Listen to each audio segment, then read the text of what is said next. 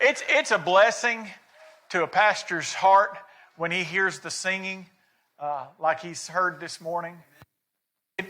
There's nothing that fires a man up like good singing. Right? So I want to thank everybody for singing loud and proud this morning. And like I said, it does a heart good. Amen? All right, if y'all will, turn in your to the book of Matthew. We're still in Matthew. We're in chapter 4. We're going to be looking at verses 18 through 22 this morning. As you can see, the title of my message this morning is The Call to Discipleship, Responding to the Master's Voice. And as we continue our study of Matthew, I want us to look at the chapter 4, verses 18 through 22. And it says, "And Jesus walked by the Sea of Galilee, saw two brethren, Simon called Peter, and Andrew his brother, casting a net into the sea, for they were fishers. And he saith unto them, Follow me, and I will make you fishers of men. And they straightway left their nets and followed him. And going on from thence, he saw other two brethren, James the son of Zebedee, and John his brother, in a ship with Zebedee their father, mending their nets, and he called them. And they immediately left the ship and their father and followed him." That is a very, very important set of scriptures. Now we have to look what we've been studying. We look at last week where Jesus has begun his earthly ministry, and now he is calling people to help to work with him in his earthly ministry and to continue on his ministry after the crucifixion. So we see here, we're seeing the examples that he's calling the first four of the disciples or the apostles. And we've talked about the difference between the disciples and the apostles. But this is a great picture of discipleship here. This passage, it captures a very important moment in the ministry of Jesus. This is where he calls his first disciples. Now we look at the significance of this meeting that he has with Peter and Andrew and John and James. And the focus of this is his call to discipleship and how it is still relevant in our lives today. First off, we look at the context. I want us to look at the context of Matthew 4, 18 through 22. And we look at that because that context is actually set in the same context as where we studied last week. So we look at this very important, and we understand the context leading up to Jesus' call of the disciples. So we saw the beginning of his ministry last week. We see the continuation of this ministry, this week. And we see this in a very transformative encounter he has between these four men. And actually there's probably more witnesses to this particular event than just these four men. So we have to understand that this is a busy time, a busy place where Jesus has gone to. It says, one of the first things, it says Jesus was walking by the Sea of Galilee. Now, the Sea of Galilee is we all know it's really basically a lake. It's a freshwater body of water. It's a fresh water body. And it was a hub of production. It was a place where they fished, and most of the people that lived in this area depended on fishing as their mainstay, as their livelihood. So this was their job. Their job was fishing. This was the way they took care of their families. This was the way they supported themselves. This was the way this was their life. Fishing was their life. So Jesus went to the Sea of Galilee for a purpose. He went to there because not only were the people there that he needed to call, but it was also the people there that were witnessing this call. It was a very important moment when he made this call to his disciples. So we look at verses 4:18 through 20, and let's see where it says here, and it says, "And Jesus," again, we're going to read this, "walking by the Sea of Galilee, saw two brethren, Simon called Peter and Andrew his brother, casting a net into the sea, for they were fishers." This is not only talking about who he was talking to or who he was observing, but what they were doing. They were participating in their daily job. They were going about their daily life. They were doing what they do every day. And he saith unto them, "Follow me." Now, were Andrew and Peter, were they strangers to Jesus? No, they knew who he was. In fact, they probably knew who he was very, very well. And so they recognized him when he showed up. And so when he said to follow me, they had to believe in his ministry. And it says, "And I will make you fishers of men." And they straightway left their nets and followed him. I want us to look at the significance, one, of the Sea of Galilee. First, the Sea of Galilee is a familiar workplace, like we talked about. And it symbolized the ordinary, everyday lives of these two men. This is where they made their living. This is where they lived their life, and their life revolved around the Sea of Galilee. They were all fishermen. So they understood when Jesus said, "I'll make you fishers of men," they knew exactly what he was talking about. They were familiar with fishing. Right, Clint? Jesus, I want us to pay attention to this, and this is very important when we look at what Jesus was talking to Peter and Andrew. He wasn't talking to them in the synagogue, was he? He didn't go to the place of worship to talk to these men, did he? So where did he go? He went to where they were living their life. So Jesus, he meets people in their daily routines. Sometimes I think we get that, we lose that thought process that Jesus meets people, he meets you where you are. He calls you out of the places that you live. He comes to people where they live. And this demonstrates his desire to transform ordinary moments, ordinary people, into extraordinary moments and extraordinary people in the kingdom of God.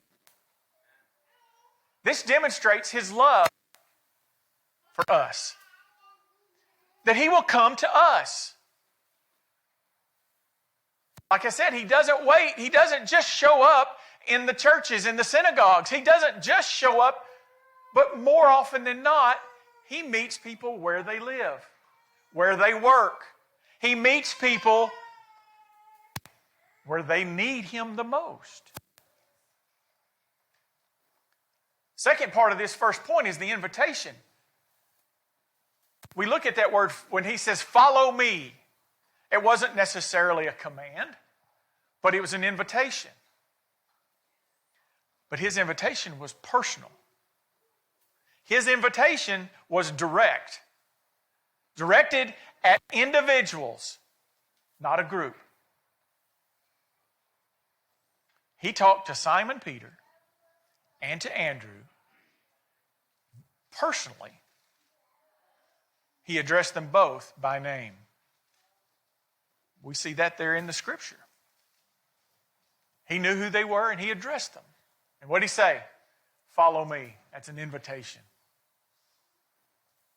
That word is, that phrase is actually kind of a neat Greek phrase.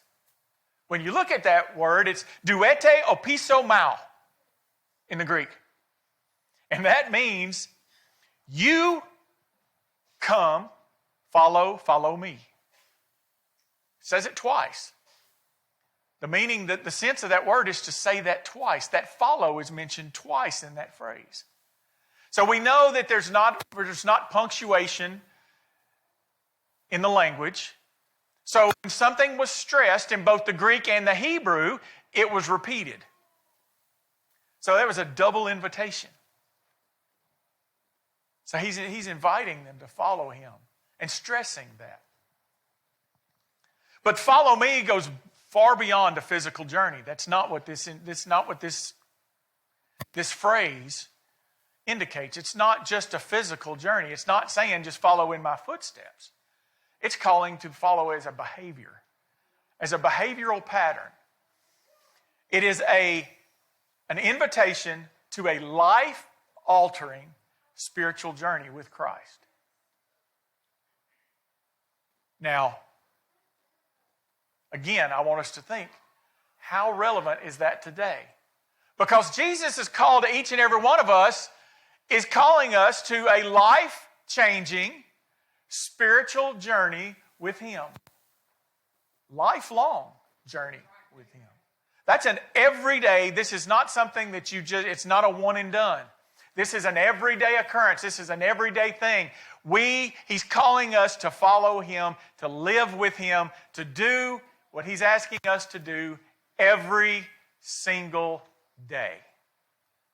This is a lifelong commitment. But what else does this, after following this invitation, what else does this show? It shows that he's going to change your way of doing things. He's going to change your vocation. From fishermen to fishers of men. He's telling them, I'm fixing to change your line of work. This invitation is Jesus is offering a transformation from their earthly occupation to a higher calling to be fishers of men. He says, I will make, which indicates complete change. I will change you into fishers of men. This call to discipleship involves a radical shift in priorities, doesn't it? Because let's look at this for a minute. These guys were hardworking, callous of the hands type guys.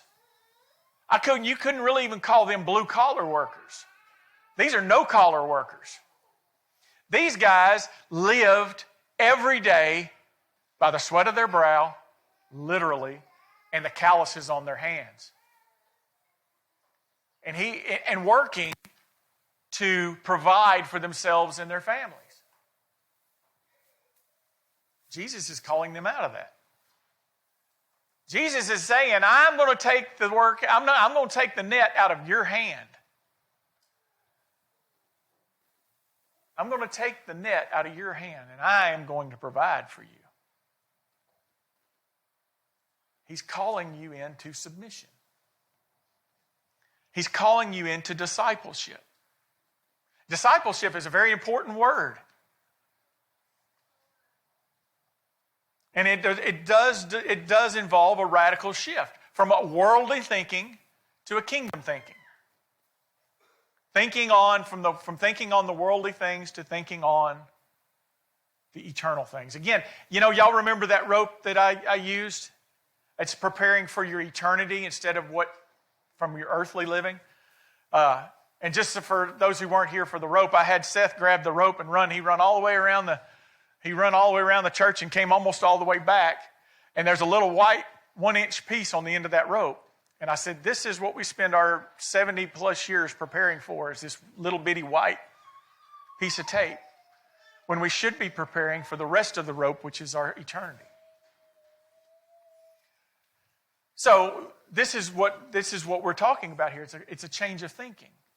And he was calling the disciples to do just that. They didn't get it necessarily, and they won't get it for quite some time yet, but this is what he was calling, to change their way of thinking. So we look too at our next point here is the response that the disciples, how they responded. And I want us to think that word's a very important word that I want us to remember today, is the response.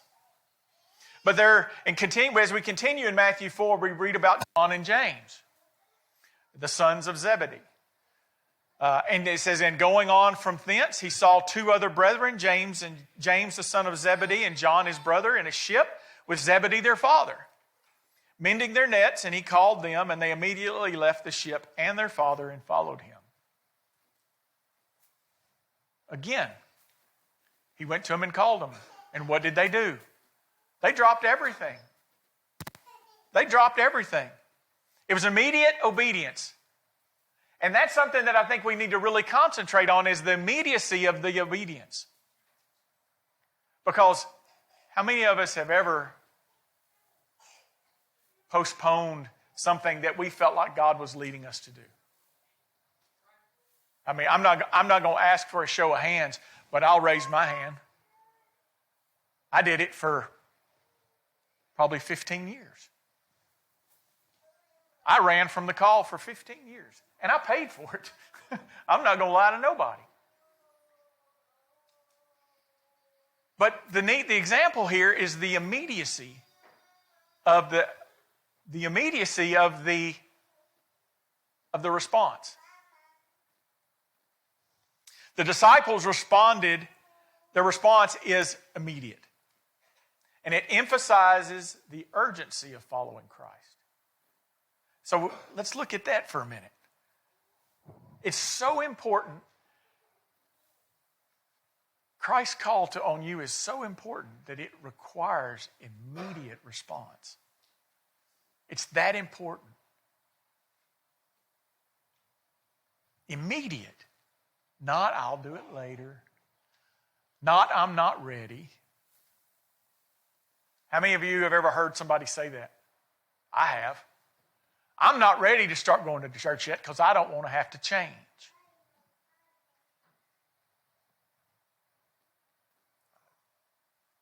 See, they're lost there in that, because they're not going to be doing changing, are they? Christ calls you to salvation, and you don't do anything, but you don't do the change. Christ changes everything.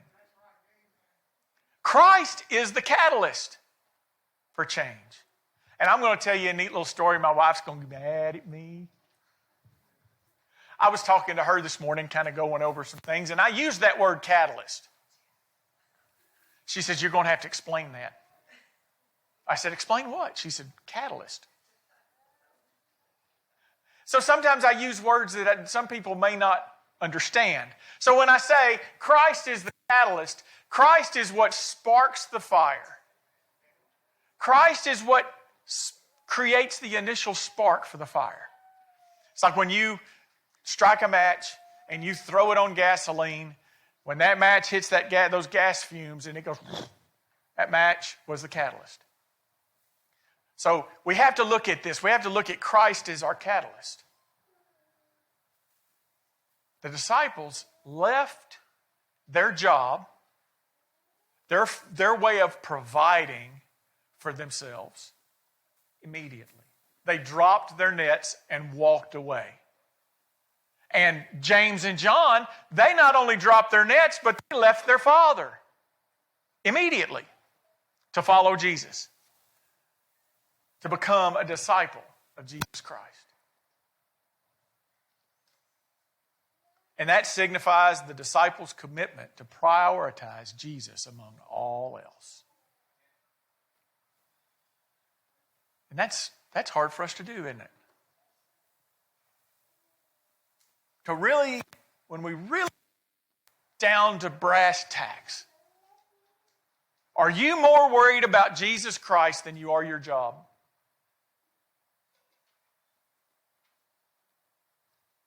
I mean, that's not an answer. There's not even an answer to that question that I can even remotely try to answer for you. Are you going to miss worship opportunities because of a job? Because of having to go to the grocery store?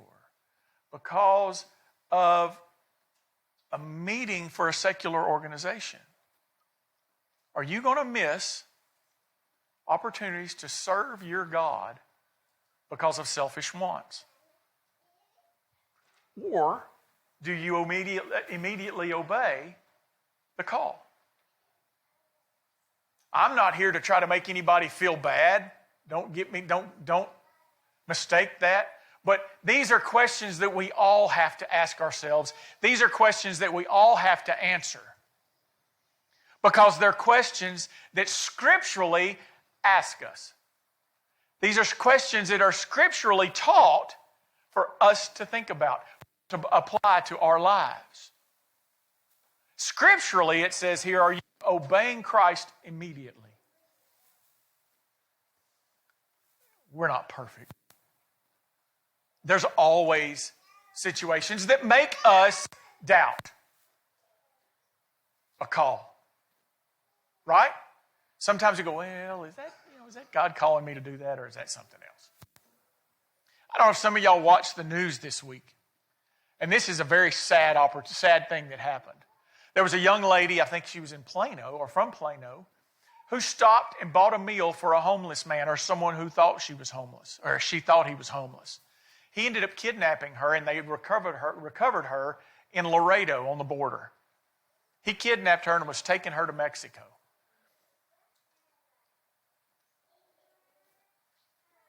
That's Satan in service. That's Satan trying to diminish our service, trying to keep us from serving. When we hear things like that, because we go, that's awful. She was just trying to do something nice. We're still called to do those things. It can be scary. It can be dangerous. But we're still called to help. And we're still called to put Satan behind us.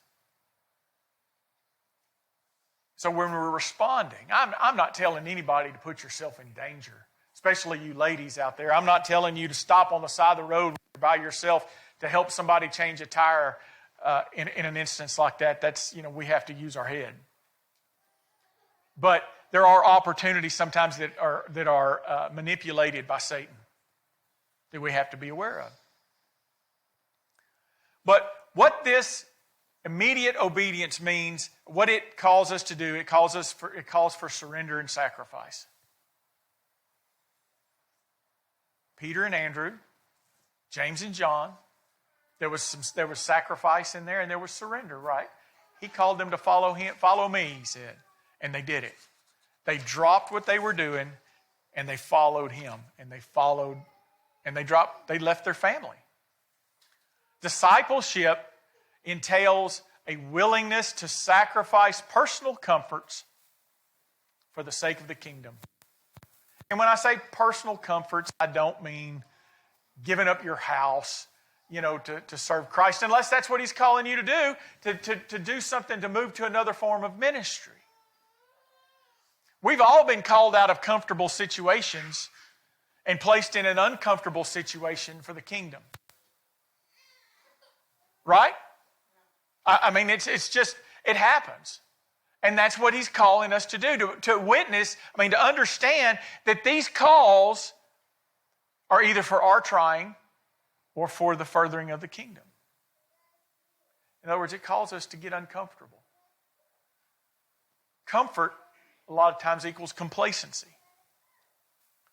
And this is one of the beautiful things that I see with the growing pains that we're experiencing right now. During these growing pains, during these processes of growth and sometimes confusion, let's keep our eye where it belongs. Let's keep our focus where it belongs. Not on me, but on him. Not on you, but on him. What is he doing? How is he moving throughout Emmanuel Missionary Baptist Church? And are we stoking the fire, or are we extinguishing the fire? Because you do one of the two things in your reaction to the calling, to the prompting. You're either going to extinguish it or you're going to stoke it. My prayer for everybody here this morning is that we stoke it. We stoke this fire. Let's get uncomfortable. Let's invite others into our processes. It may call for us to get a little bit uncomfortable, which I think is very important. Because comfort, when we're comfortable, we don't move, do we? I mean, you can ask my wife, because I'm going to tell on me. I get in my chair in the end of the day and I recline back. I don't want to move till it's time to go to bed. Right?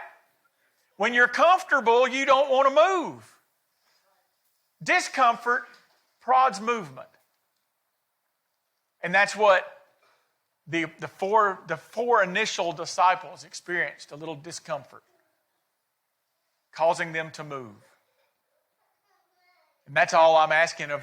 This is the reaction that I ask of each and every one of our church members, those who are serving Christ. If you're too comfortable, maybe some reevaluation needs to take place. If we're happy with where we are, we may need to look. We may need to look at changing some things. So as we reflect on this call to discipleship in Matthew 4:18 through 22, I want us to consider the parallels of this in our own lives. First, as we saw, well, who did Christ call? Simon and Andrew. What are they? They were brothers, right? And James and John. They too were brothers. So discipleship first starts with family. We have to focus on our family when we first start discipling. Disciple our family first. We disciple, and then we disciple peoples. We become disciplers and disciples to make disciplers and disciples. So, as we think about that, I want you to ask yourself one particular question. Are you willing to respond to the Master's voice with immediate obedience? That's my challenge this week, is are you willing to listen to the Master's voice and respond with immediate obedience?